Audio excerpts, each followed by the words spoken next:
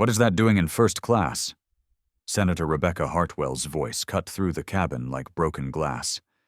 Designer sunglasses perched on blonde highlights. Chanel suit that cost more than most people's monthly rent. Board member of the Hartwell Foundation for Medical Innovation. 3 terms in the U.S. Senate. Untouchable. These people always try to sneak up here. Get her out. Your kind belongs in the back where you can't steal from us. Maya Washington looked up from her tablet. 12 years old, 4'9". Gray hoodie 3 sizes too big, swallowing her small frame. Purple backpack clutched in lap. Flying alone to Boston for a medical conference that nobody believed she was attending. What Senator Hartwell did next would destroy her career, expose a conspiracy 3 years in the making, and force America to confront the question it never wants to answer. How many brilliant black children have we dismissed because we couldn't see past our prejudice? Comment where you're listening from. Subscribe to channel. Let me tell you who Maya Washington really was. 3rd Ward, Houston, Texas. The kind of neighborhood where corner stores have bulletproof glass and ambulances take 20 minutes longer than they should. Maya lived in a 3rd-floor walk-up with her mother, Keisha, who worked double shifts as a nursing assistant at Memorial Hermann Hospital. 14-hour days, minimum wage, no benefits. Maya's father was Dr. James Washington, pediatric endocrinologist, brilliant researcher who chose to work at Ben Taub Hospital, Houston's public safety net hospital, because that's where poor kids needed him most. Understaffed, underfunded, overwhelmed. When Maya was 9, her father started losing weight, stomach pains, fatigue. He kept putting off the tests. Too busy saving other people's children. Too many patients who had no one else. By the time they found the pancreatic cancer, it was stage 4. 6 months later, he was dead. 38 years old. Here's what nobody knew about Maya Washington. Mini cliffhanger. At age 7, Maya was reading her father's medical journals. By 8, she could explain the endocrine system better than most medical students. By 10, she was co-authoring research papers with her father. 3 published papers in peer-reviewed journals on infant adrenal insufficiency before she turned 12. The purple backpack she carried everywhere? Inside, her father's silver stethoscope with "Heal with Love, Dad" engraved on the case. 3 research papers with her name and her father's name together. An invitation from Boston Children's Hospital to present at the International Pediatric Endocrinology Conference. And 1 document she carried everywhere but had never shown anyone. A rejection letter. Dated 3 months before her father died. From the Hartwell Foundation for Medical Innovation. Dr. James Washington had applied for a research grant to develop affordable diagnostic screening for adrenal disorders in infants. Rural communities, public hospitals, poor neighborhoods where babies died from preventable diseases because their parents couldn't afford private pediatricians and specialty medications. The foundation denied him. Not enough commercial viability. Research needed to be patentable, sellable, profitable. Saving poor kids didn't make financial sense. The letter was signed by the foundation's board of directors, including Senator Rebecca Hartwell. Maya had memorized every word of that rejection, every cold clinical phrase about market analysis and return on investment and limited funding resources. She knew her father had spent his last 3 months alive trying to secure that funding. Knew he'd died believing his research would never happen. Knew that thousands of children would keep suffering from preventable crises because the Hartwell Foundation valued profit over human life. What Maya didn't know, not yet, was that in 11 minutes, Senator Hartwell's son would stop breathing, and Maya would be the only person on United Flight 447 who could save him. That was her first mistake. Houston George Bush Intercontinental Airport, January 12, 2026.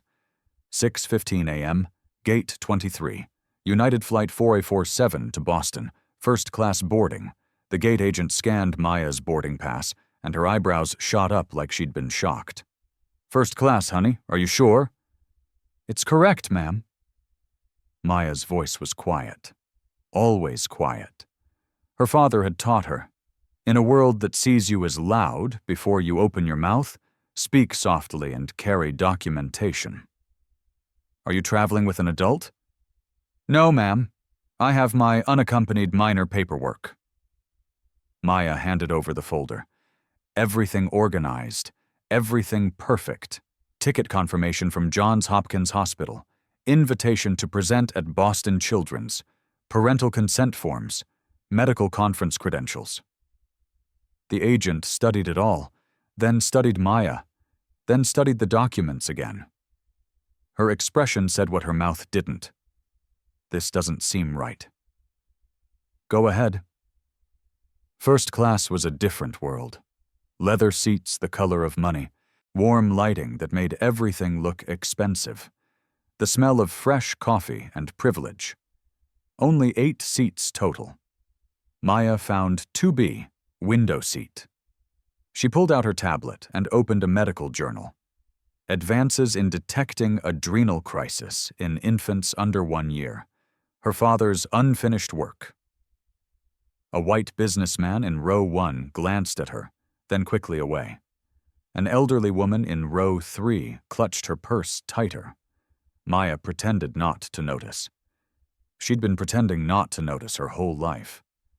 Then chaos arrived wearing Chanel. Senator Rebecca Hartwell swept into first class like she owned the airplane. Designer diaper bag over one shoulder, 11-month-old Andrew screaming in her other arm, phone pressed to her ear. "Yes, Martin. The Boston Children's Gala tonight. 50,000 donation. Photos with sick kids. Good press." Andrew's screams intensified. Rebecca jiggles him mechanically, annoyed, like shaking a malfunctioning appliance. "Andrew, stop." "What?" "I fired the nanny. Too expensive." She stopped at row 2. Seat 2A, right next to Maya. Rebecca's eyes landed on the small black girl in the oversized hoodie. Her expression froze, then soured. What happened next would expose everything. "Excuse me." Rebecca's voice had that sharp edge rich white women perfect over generations of getting their way. "I think there's been a mistake." Maya looked up. "Ma'am." "This is first class." "Yes, ma'am. I'm in 2B. You're in 2A." Rebecca's laugh was sharp enough to cut. "You're in first class. Where are your parents?" "My father passed away. My mother is working in Houston." "So you're alone. In first class." The disbelief was thick as fog. "How convenient." "Johns Hopkins Hospital purchased my ticket, ma'am. I'm presenting at a medical conference." "A medical conference?" Rebecca drew out each syllable, dripping with mockery. "How creative." She turned, scanning for help. "Flight attendant. Flight attendant." Jessica appeared. Young, overwhelmed, already regretting her career choice. "Yes, Senator Hartwell?"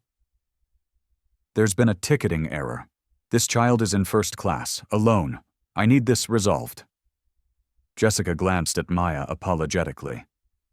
"Ma'am, if I could just— I am Senator Rebecca Hartwell, Senate Transportation Committee. I know the regulations. Unaccompanied minors do not fly first class, especially not—" She stopped, but everyone heard the unspoken word. In row 4, Marcus Thompson, black, 40, Washington Post journalist, quietly pulled out his phone. He'd seen this before. He'd written about this before. He started recording. This is when everything changed. Jessica scanned Maya's boarding pass once, twice. "Senator, this is confirmed first class, paid in full by Johns Hopkins Hospital. Everything is in order." "That's impossible." Rebecca's face flushed. "Look at her. Does she look like she belongs here?" Mini cliffhanger. Marcus's phone kept recording. Fine, fine. Rebecca dropped into 2A, still on her phone. But if anything goes missing from my bag, I'm holding the airline responsible. These people always— Ma'am, Jessica tried. I'm not racist, I'm practical. Statistics don't lie. She waved Jessica off. Can I get a vodka tonic? I cannot deal with this sober. Maya turned to the window, made herself smaller, eyes burning, but she wouldn't cry, wouldn't give them the satisfaction. She opened her medical journal. Behind her, Marcus's phone kept recording. And in Rebecca's arms, baby Andrew's screaming took on a different tone. Weaker, more desperate. Nobody noticed yet.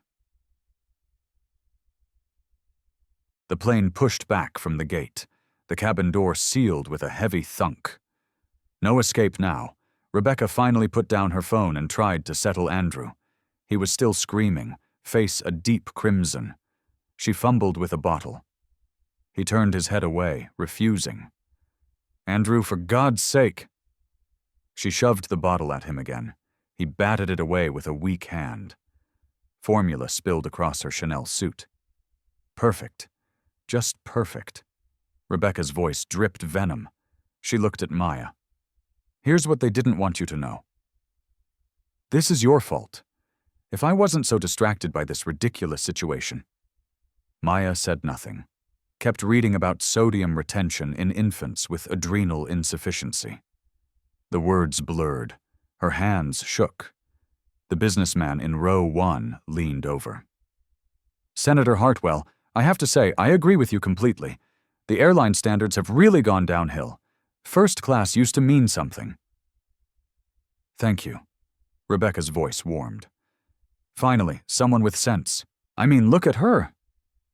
She didn't even lower her voice. 12 years old in first class. Please. We all know what's happening here. The elderly woman in row 3 nodded. My granddaughter is 12. She would never be allowed to fly alone like this. It's not proper. It's not safe, Rebecca added. Who knows what kind of family situation? Well, we can all imagine. Maya's jaw tightened, eyes on screen. Breathe. Stay dignified. The flight attendants began the safety demonstration. Rebecca ignored it, scrolling through her phone while Andrew writhed in her arm. Jessica, Rebecca snapped her fingers. My vodka tonic. Right away, Senator. Rebecca turned her attention back to Maya. Vodka was making her mean. Or maybe she was always this mean, and vodka just gave her permission. So, Johns Hopkins, was it? Her voice dripped with false sweetness. Tell me, sweetie, what exactly does a child do at Johns Hopkins? File papers? Fetch coffee? Maya looked up, voice measured. Voice. I'm a junior medical researcher in the pediatric endocrinology department. I study rare diseases in infants. The truth was about to destroy everything.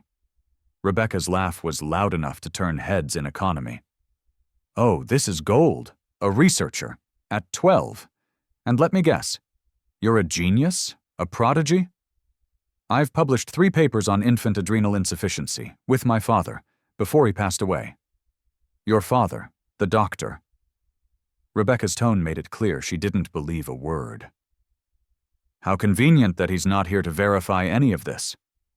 He died 3 years ago. Pancreatic cancer. Stage 4. Oh, sweetie. False sympathy, thick and poisonous. I'm sure that's a very sad story. But making up credentials to get free tickets? That's fraud. That's criminal. I'm not lying. Then prove it. Show me these supposed papers you wrote. Maya hesitated. She could pull out the printed copies, show the peer-reviewed journals, show the invitation letter signed by Dr. Patricia Carter. But something in Rebecca's expression told her it wouldn't matter. Rebecca didn't want truth. She wanted to be right. I don't need to prove anything to you, ma'am. Ha! Rebecca turned to the businessman. Did you hear that? I don't need to prove anything. That's what they all say when they're caught. Jessica returned with the vodka tonic. Rebecca took a long drink. What Rebecca did next would cost her everything. You know what I think? The vodka loosened her words, made them meaner. I think someone made a mistake. I think a charity, probably one of those disadvantaged youth programs, bought you a ticket as some kind of feel-good gesture. Make a wish for kids who want to pretend they're special. And somehow you got upgraded. And now you're sitting here with your little tablet, reading words you probably don't even understand, playing dress-up as a scientist. Maya's breathing stayed steady. Eyes wet. Blink hard. Don't cry. I'm not playing. Sure you're not, or you're another drink. Let me tell you something about the real world, honey. People like you don't get to be researchers. You don't get to sit in first class. You don't get to skip the line just because you tell some sob story about your dead daddy. The cabin went silent. Even the flight attendants froze. Marcus in row 4 leaned forward, making sure his phone captured everything. There's an order to things, Rebecca continued, and you're out of order. Mini cliffhanger. Senator Hartwell. Jessica tried to intervene. Don't senator me. I'm doing this child a favor. Better she learns now. The world doesn't owe her anything. Not a first-class seat, not a fancy education, not respect. She spat the last word. Respect is earned, and she hasn't earned it. Ma'am, please. Maya's voice cracked. Oh, now you want to cry?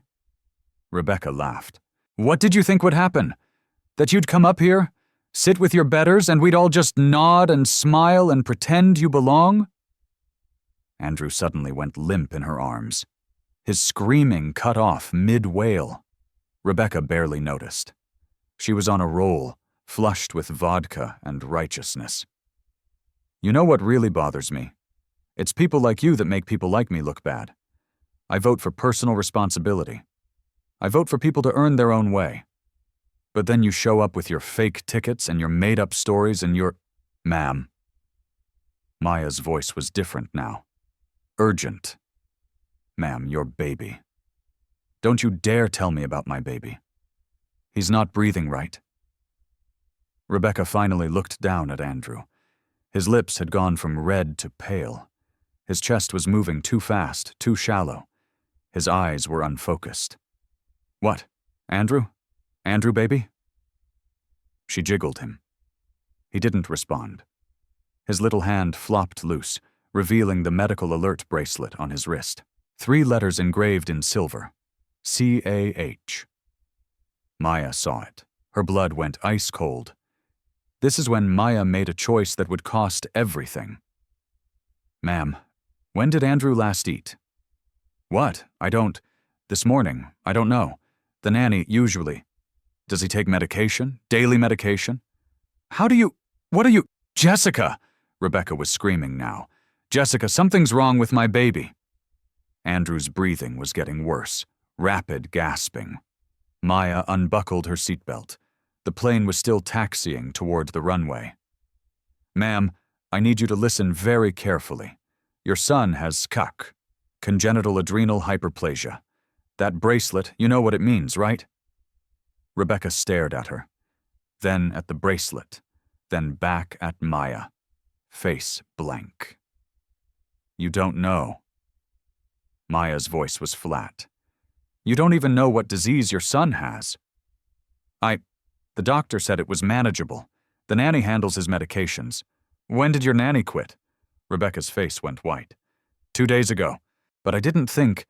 He missed his doses. He's dehydrated from flying, stressed, probably fighting an infection. He's going into Addisonian crisis. His adrenal system is shutting down.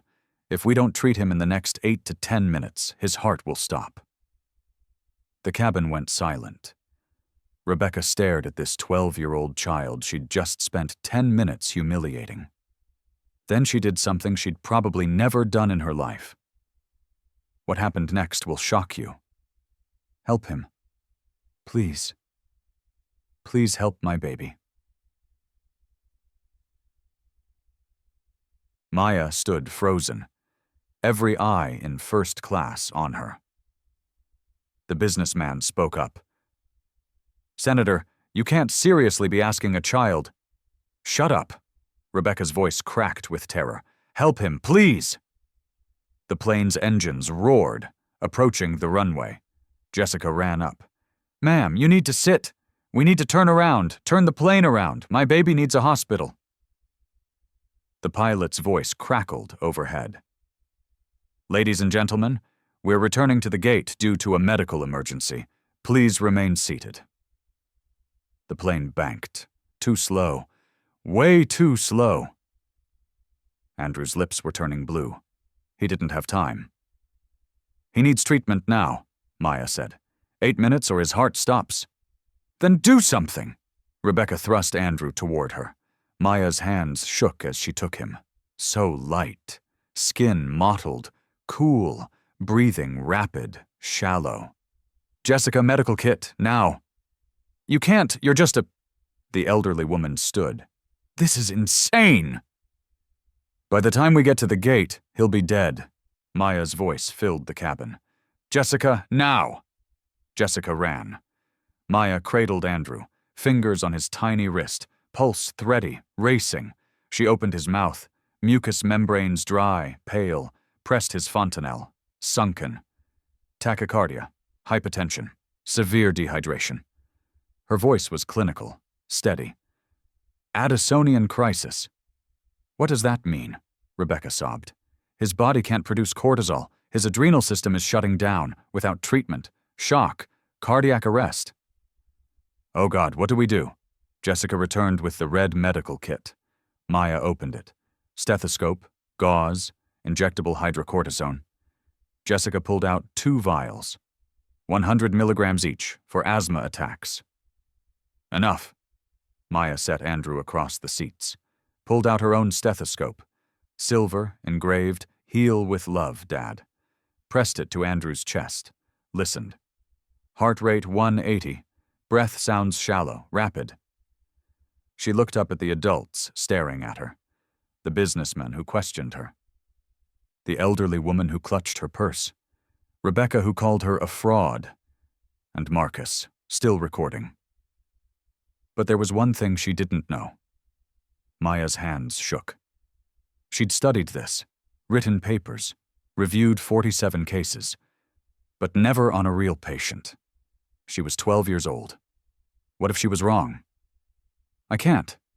Her voice dropped. "I'm not certified. I'm just— You're the only person who knows what's wrong." Rebecca gripped her shoulder. Desperate. Human. "Please save my baby." Maya looked at Andrew, eyes rolling back, breathing barely visible. Her father's voice. "In an emergency, baby girl, your hands can shake, but your mind stays steady. Trust what I taught you." Maya's hands stopped shaking. She drew up the hydrocortisone. 0.25 milliliters. 25 milligrams. "Jessica, call the gate. Paramedics with IV saline. Glucose, pediatric transport, Addisonian crisis. 11-month-old male, 10 kilograms. CAH patient, missed doses," Jessica radioed. Maya found the injection site. Andrew's tiny thigh. Wiped with alcohol. The cabin held its breath. "This will save you, baby." She pushed the needle in. Andrew didn't even flinch. Too far gone. Maya depressed the plunger, slowly, steadily. Withdrew. Applied pressure. "Hydrocortisone administered. 25 milligrams intramuscular. 7:47 a.m. "How long?" Rebecca whispered. 2 to 5 minutes. If it doesn't work— Maya didn't answer. She dabbed apple juice on Andrew's lips. Raise his blood sugar. "Come on, Andrew. Stay with us." The plane stopped. Door opened. Paramedics flooded in. "Where's the patient?" "Here." The lead paramedic, Rodriguez, saw Andrew. Then Maya, 12 years old, holding a syringe. "Who are you?" "Maya Washington, junior medical researcher, Johns Hopkins Pediatric Endocrinology. I administered 25 milligrams hydrocortisone IM 90 seconds ago." Rodriguez stared. "You're a kid." "I'm a researcher who specializes in this. He has 4 minutes left." Rodriguez looked at his partner. Something passed between them. Get the IV kit, pediatric line, glucose drip. They moved fast. Within seconds, Andrew had an IV, fluids running. Blood pressure? Rodriguez asked. 60/40, critical. Glucose, finger prick, blood test. 42, severe hypoglycemia. Increase glucose to D10. Rodriguez looked at Maya. Expression changed. You bought him time, kid. Good work. We'll take it from here. They lifted Andrew onto the gurney. Rebecca tried to follow. Ma'am, does he have other conditions? Medications? Allergies? I don't... The nanny usually... Rebecca looked lost. She didn't know her own son's medical history. The truth they buried for 3 years. He has CAH, Maya said quietly. Congenital adrenal hyperplasia. Salt-wasting type. Daily hydrocortisone. Probably fludrocortisone, too. The paramedic wrote it down. You got all that from a bracelet? And the symptoms. Rodriguez looked at Maya again. Really looked. How old are you? 12. Jesus. He shook his head. 12. And you just saved this kid's life. He held out his fist. Maya bumped it. They wheeled Andrew away. Rebecca followed, then stopped, turned back. She looked at Maya for a long moment. Silence. Then, thank you. Barely a whisper. Then she was gone. The first-class cabin was dead silent. Maya stood there, Father's stethoscope still around her neck, hands smudged with ink from the medical kit label, eyes red but dry. The businessman in row 1 cleared his throat, looked at his shoes. I apologize for earlier. I was wrong. The elderly woman in row 3 was crying openly. Sweetheart, I'm so sorry. We should have believed you. We should have listened. But Maya wasn't looking at them. She was staring at the empty space where Andrew had been, where she'd held a dying baby in her arms and made a choice that could have killed him. Her legs suddenly felt weak. Jessica caught her arm. Hey, you okay?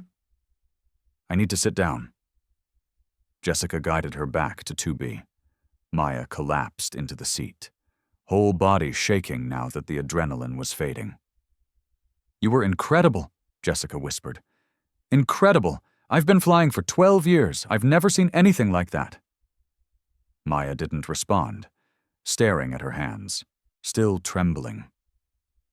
Jessica squeezed her shoulder, moved away to deal with other passengers. The cabin was buzzing now, everyone talking at once, phones coming out, people standing in the aisles.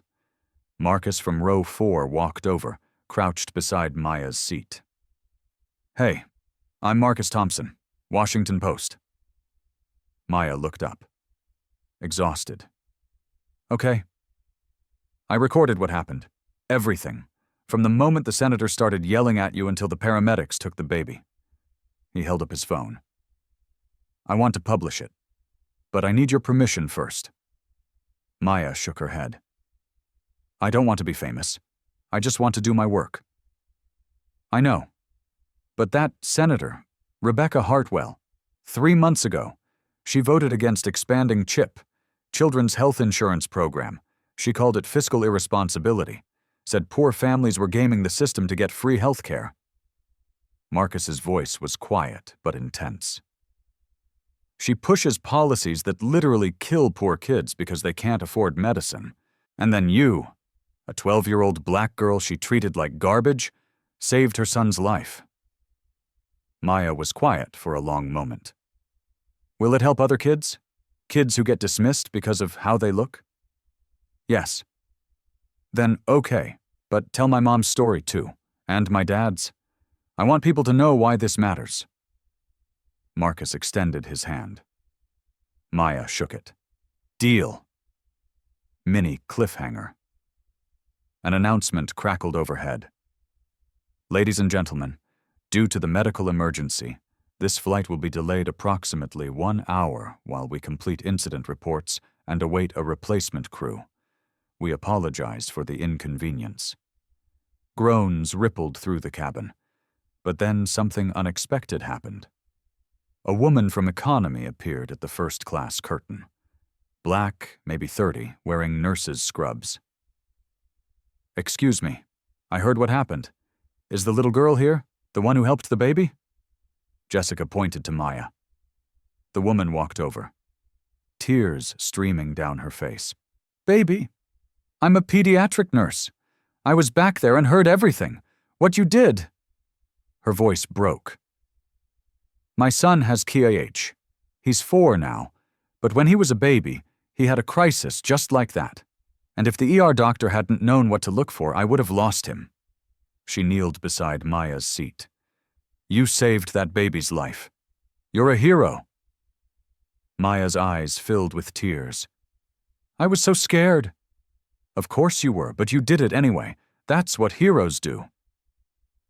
Other passengers were gathering now. An older black man, a young Latina woman with a baby, a white couple holding hands. "You made us proud," the older man said. "My daughter wants to be a doctor," the Latina woman added. "I'm going to tell her about you." The white woman stepped forward, hesitant. "I'm a teacher, and I'm ashamed. I saw you sitting there and I made assumptions. I'm sorry. I'm going to do better." Maya nodded, unable to speak. One by one, passengers came up. Some apologized, some thanked her, some just wanted to shake her hand. The crowd grew. People from economy streaming into first class just to see the 12-year-old who saved a senator's baby. But not everyone was celebrating. A white man in an expensive suit, row 7 economy, pushed through. "This is ridiculous. We're delayed because of this circus.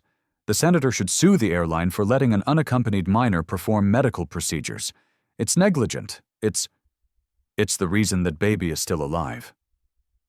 Marcus stepped between him and Maya. "And if you have a problem with that, I suggest you take it up with your conscience." The man backed down, muttering. Flight attendants were trying to restore order, but it was chaos. People taking selfies with Maya, others calling family members. Someone started a hashtag. "Thank you, Maya." Maya just wanted to disappear. Finally, Jessica made an announcement. "Folks, I know everyone is excited, but Maya needs some space. Please return to your seats so we can prepare for departure." Slowly, reluctantly, the crowd dispersed. Maya pulled out her tablet, tried to focus on her presentation for Boston Children's Hospital, but the words blurred. She couldn't concentrate. A new flight attendant approached, older woman with kind eyes. "Sweetheart, the airline wants to upgrade your return ticket, and we'd like to offer you anything you want. Food, drinks, whatever you need." "I don't want anything, thank you."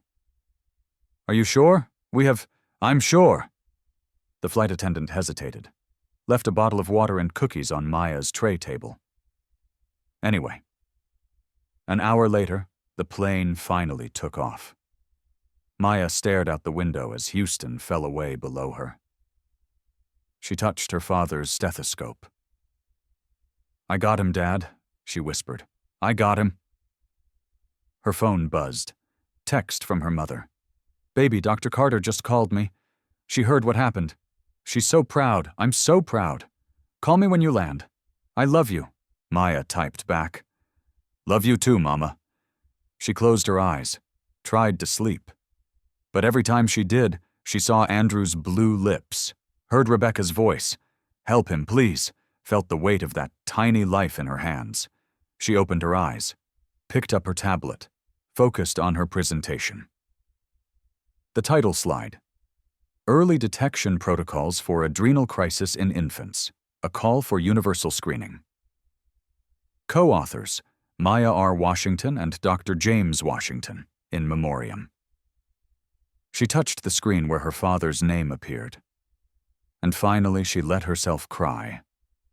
Not because she was scared, not because she was hurt, but because she knew. She knew her father would have been so proud. She saved a life today, just like he taught her. That was her biggest mistake. The plane leveled off at cruising altitude. Cabin lights dimmed. Most passengers settled in to sleep. But in row 4, Marcus was already writing. His laptop screen glowed in the darkness. The headline forming, "Senator who voted against children's health care watches, 12-year-old black girl. She insulted save her son's life." Below it, the video, already uploaded, already processing. In 3 hours, when they landed in Boston, it would have 47,000 views. By tonight, 8 million. By tomorrow, the world.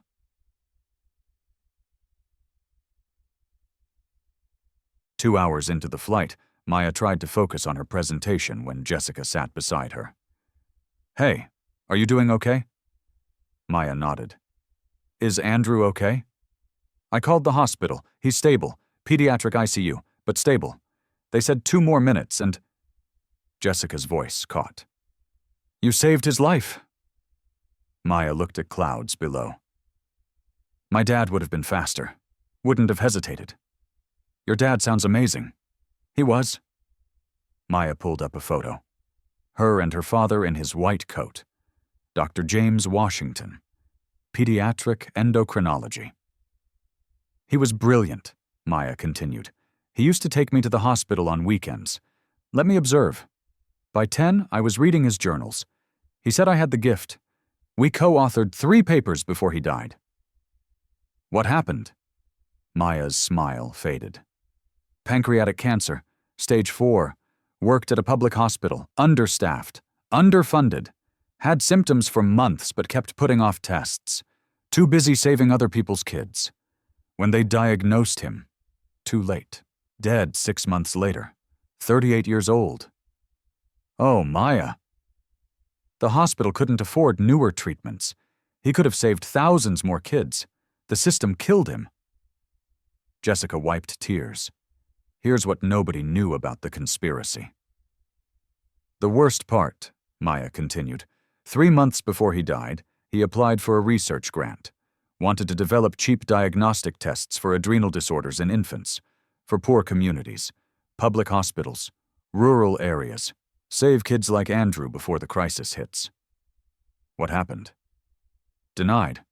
The foundation said not commercially viable. Wanted research that could be patented, sold, profitable.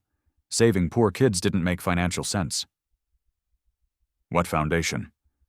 The Hartwell Foundation for Medical Innovation. Maya showed the rejection letter. Founded by Senator Hartwell's father. She sits on the board. Silence. Jessica's face went pale. "The woman who denied your father funding for research that could have saved her own son is the same woman whose son you just saved?" "Yes."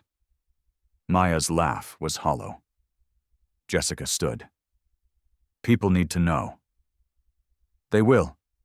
Marcus is writing it." Another passenger approached. Dr. Patricia Carter, 55, Asian, business suit, row 6. "Maya, I can't stay silent anymore." Maya's eyes widened. "Dr. Carter, what are you doing here?" "Same conference. Was going to surprise you." Dr. Carter sat.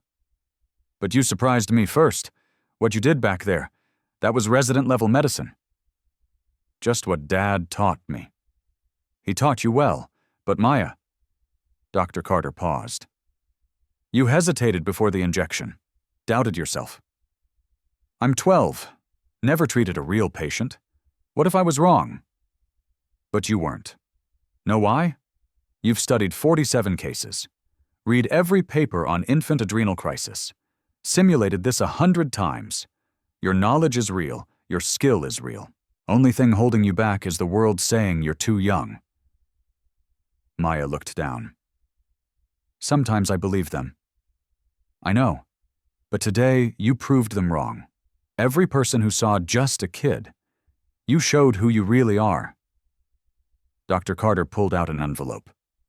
"I'm giving you this early. Maya opened it. Boston Children's Hospital letterhead. Dear Maya Washington, we are honored to present you with the James Washington Memorial Award for Excellence in Pediatric Research. In addition, we offer you a full scholarship to our medical training program for exceptional young scholars beginning fall 2026. Maya's hands trembled. Dr. Carter, your father would be so proud. I'm proud. After today, the whole world will know your name. Maya stared at the letter. Her father's name memorialized. The scholarship that changed everything. Proof that her work, her sacrifice, her endurance, it all mattered. She thought of Rebecca's voice. You don't belong here. The businessman's doubt. The elderly woman's fear. Every teacher who looked at her like she was too young, too small, too different. Her father's last words. Never let them make you small, baby girl. She's not small. She never was. What Maya didn't know yet. While she'd been flying, Marcus's video had gone viral. 8 million views and climbing. Senator Rebecca Hartwell's world was about to shatter. And Maya Washington, 12 years old, underestimated, unstoppable, was about to become a household name. Mini cliffhanger. The plane touched down at Logan International at 11:47 a.m. Maya's phone exploded the moment she turned it on. 47 missed calls, 134 text messages, hundreds of Twitter notifications, Instagram blowing up. What the? Maya scrolled through her phone, stomach sinking. The video was everywhere. Marcus posted it 3 hours ago. Caption: Senator Rebecca Hartwell, who voted against children's health care funding, screams at 12-year-old black medical researcher, then watches that same child save her son's life. This is what judgment looks like. This is what grace looks like. Meet Maya Washington. 8.2 million views, 42,000 retweets. Every major outlet picked it up. CNN, MSNBC, Fox News, Washington Post, New York Times. Her phone rang. Boston number. Hello? Ms. Washington, this is Bradley Carter from CNN. We'd love to have you on tonight. Hang up. Another call. Maya Washington? Rebecca Goldstein. Good morning, America? Hang up. Another. Book deal. Hang up. Movie rights. Hang up. Dr. Carter put a hand on her shoulder. Turn it off, just for now. Maya powered down her phone. But as they deplaned, she saw it. Airport TVs everywhere, all news channels, her face on every screen, the video playing on loop. A CNN anchor. Senator Hartwell has released a statement. Quote, I want to publicly apologize to Maya Washington for my behavior on Flight 447. I was stressed, frightened for my son, and I allowed my fear to manifest as cruelty toward a child who ultimately saved my son's life. I have no excuse. I am deeply sorry, and I am grateful beyond words. The anchor continued. However, the damage may be done. Senator Hartwell's voting record on children's health care is now under intense scrutiny. Multiple advocacy groups are calling for her resignation. Maya walked faster. Head down. They were halfway through the terminal when she heard it. Maya Washington. She turned. Senator Rebecca Hartwell was running toward her. Still in her vomit-stained Chanel suit. Mascara smudged, hair falling out.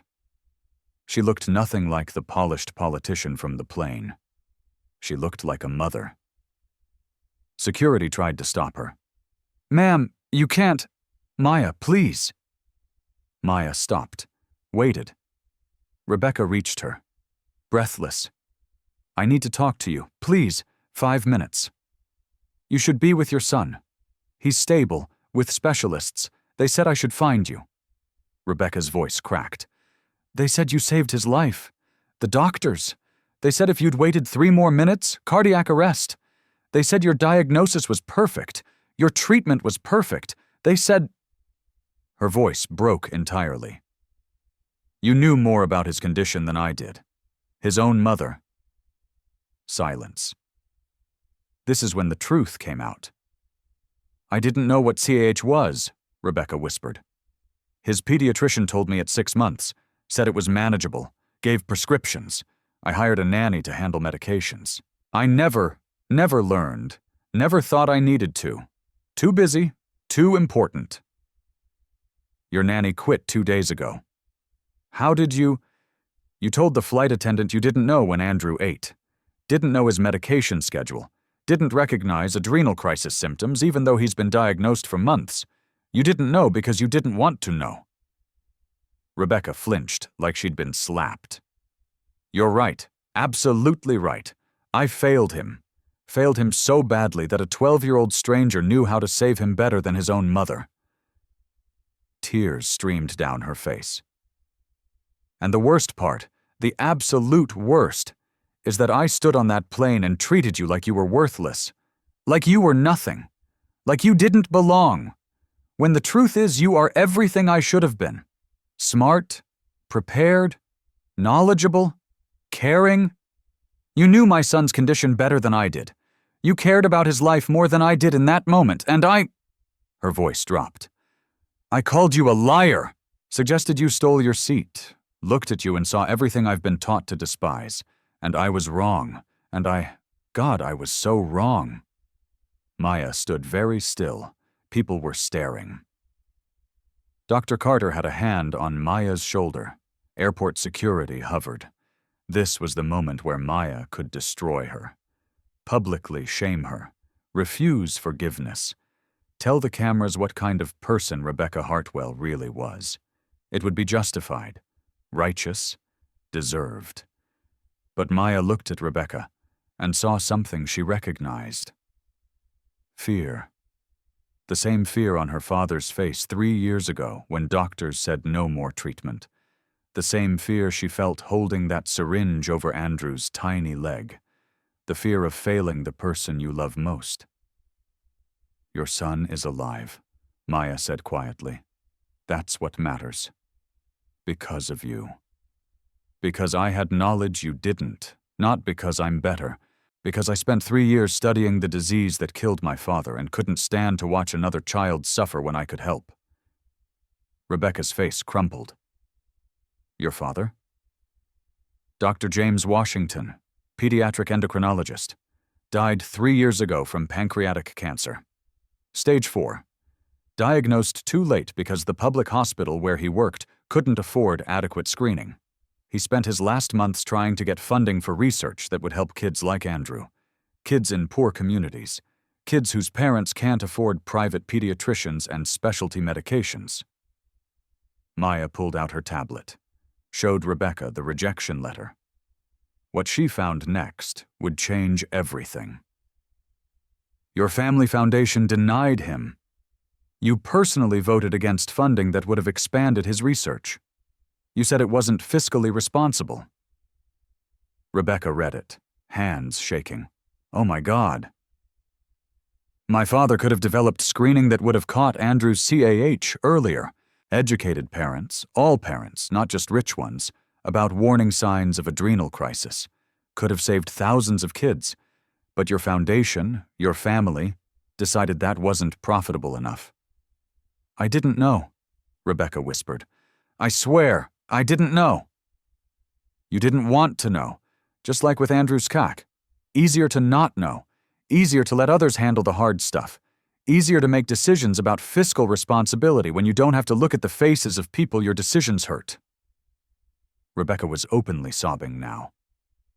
"I'm sorry. So sorry. Your father, Andrew, all of it. I'm sorry." Maya watched her for a long moment. Then she said something that would become the most quoted line of the entire incident. "I don't need you to be sorry. I need you to be better. Go back to Washington and vote differently. Look at kids like me and see human beings instead of statistics. Fund research that saves lives instead of research that makes money. Be the mother to all children that you should have been to Andrew." Silence. Then Rebecca nodded. "I will. I swear I will." "Good." Maya started to walk away, then stopped. "And Senator?" Learn what CAH means. Learn his medication schedule. Learn the signs of adrenal crisis. Be his mother, not his nanny's employer. His mother. Rebecca was still crying when Maya walked away. An hour later. Boston Children's Hospital. Maya stood at a podium before 50 reporters, Dr. Carter beside her, Marcus on the other side. Behind them, International Pediatric Endocrinology Conference banner. "I'm not here to talk about the plane," Maya said into the microphone. "I'm here to talk about thousands of children who die every year from preventable diseases because they don't have access to the same health care as wealthy families. About the fact that CAH, manageable with daily medication, becomes deadly when parents can't afford proper medical care. About why research into affordable diagnostics gets rejected while profitable pharmaceutical research gets millions." Reporters scribbled frantically. "My father spent his life trying to fix these inequalities. He died because of them.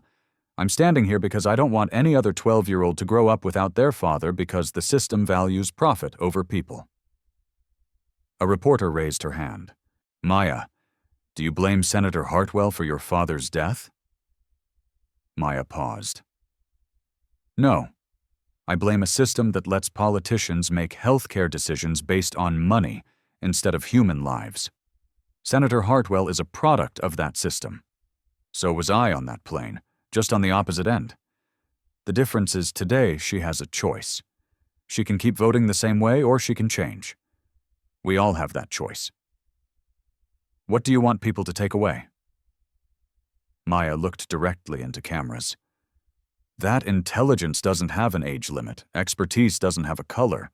The kid sitting next to you might be the one who saves your life. And if we keep dismissing people based on how they look instead of what they know, we're going to keep losing brilliant minds like my father's. We can't afford that. Children can't afford that." She stepped away. The room erupted in applause. Comment where you're listening from. 3 days later, Friday afternoon, Boston Children's Hospital. Andrew Hartwell was released from pediatric ICU. Rebecca carried him out, cameras flashing. She looked exhausted, changed. In her hand, she held a folder. A complete medical education packet on CAH. She spent 3 days learning everything. Medication schedules, warning signs, emergency protocols. She also spent 3 days in meetings, hospital administrators, advocacy groups, policy experts. The photo that went viral wasn't of her leaving the hospital. It was of her standing in the hospital's research wing, writing a check for $5 million, the James Washington Memorial Research Grant, a program to develop affordable diagnostic screening for rare pediatric diseases in underserved communities. "I can't bring Dr. Washington back," she told reporters, "but I can make sure his work continues, and I can make damn sure no other child dies because their parents can't afford the health care my son gets." When asked if she'll vote differently on the upcoming healthcare funding bill, she said simply, "Yes, I've been wrong. It's time to be right." Political analysts predicted she'll lose her next election. Conservative donors were already pulling funding. Rebecca Hartwell didn't seem to care. Mini cliffhanger. Meanwhile, in Houston, Maya's mother, Kesha, sat in their tiny Third Ward apartment, watching the news coverage with tears streaming down her face. Her phone rang. Unknown Boston number. "Miss Washington? This is Dr. Patricia Carter from Johns Hopkins. I'm calling about Maya's full scholarship to our Medical Scholars Program. We'd also like to offer you a position as pediatric nurse specialist in our research division, with relocation assistance to Baltimore. Full benefits, and a salary that will allow you to stop working double shifts." Kesha dropped the phone, then picked it up, laughing and crying. "Yes, yes, oh my God, yes." In Boston, Maya stood in her hotel room looking at her father's photo. "We did it, Dad," she whispered. "We saved him." And for the first time in 3 years, She felt like maybe, just maybe, her father's death meant something. Like his legacy would live on. Like she was finally strong enough to carry it forward. 6 months later, the James Washington Memorial Research Grant funded its first 3 projects in January 2026.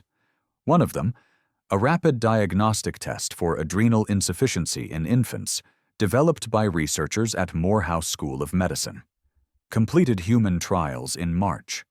The test cost $12 to manufacture.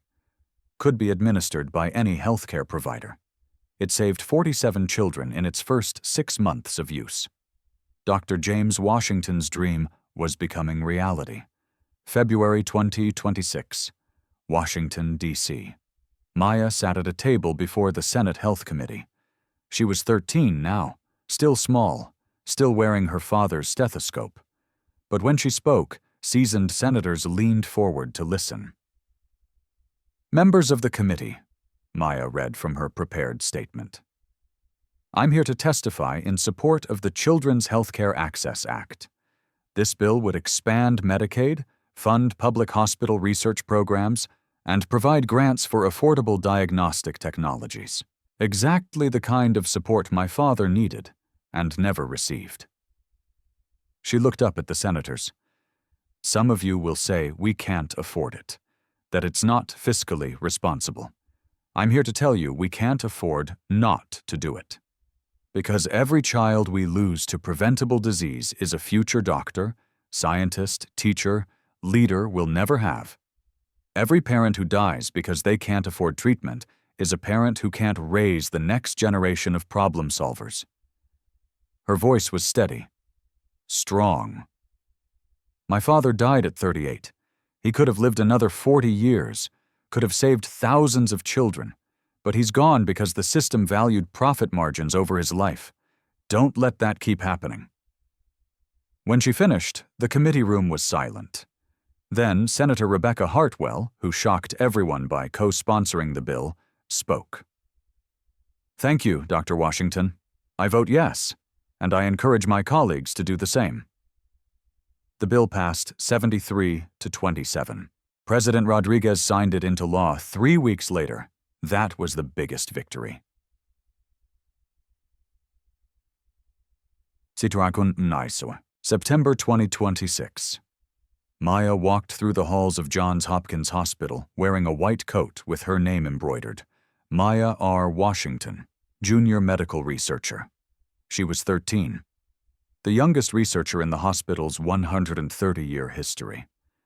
Patients stopped to stare. Some recognized her from the viral video. Some just saw a kid in a doctor's coat. She didn't care anymore. She walked into the pediatric endocrinology research lab. Her team. Dr. Patricia Carter smiled. "Ready to change the world?" Maya touched her father's stethoscope. "I already started."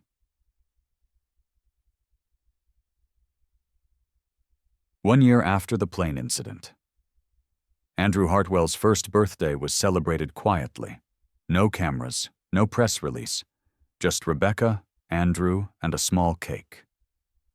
Andrew was thriving, his CAH managed perfectly.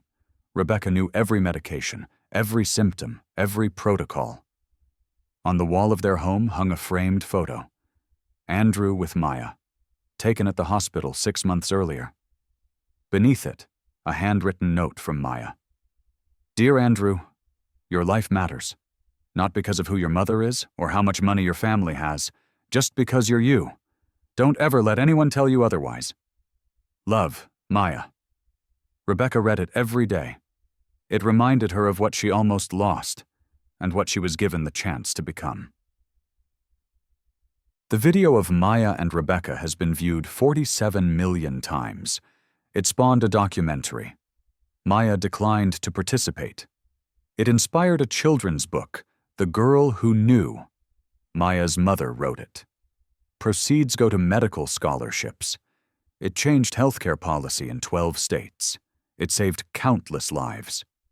But for Maya, the most important thing was simpler. A 12-year-old black girl from 3rd Ward, Houston, was told she didn't belong. And she proved that she belongs everywhere.